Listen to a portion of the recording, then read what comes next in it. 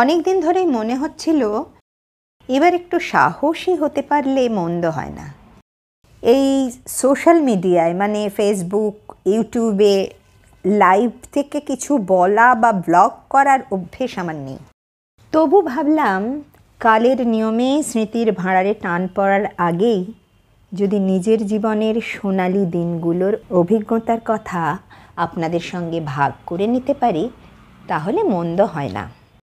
সেই প্রচেষ্টাতেই আমার আজকের এই ভিডিও।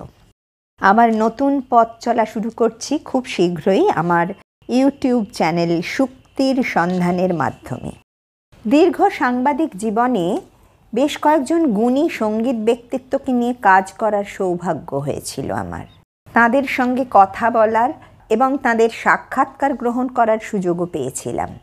তাদের সেই সব অভিজ্ঞতার কিছু কিছু টুকরো স্মৃতি আর পত্রিকায় বের হওয়া সেই সমস্ত মূল্যবান সাক্ষাৎকারগুলো আপনাদের সঙ্গে ভাগ করে নিতে চাই আমার এই নতুন পথ চলার দিনগুলোতে। বিভিন্ন পর্বে আমি ক্রমশ এক এক করে এগুলোকে নিয়ে আসব। আশা করি আপনাদের ভালো লাগবে। আমার সঙ্গে থাকবেন, আপনাদের অনুপ্রেরণা আমার চলার পথের পাথেও। নমস্কার।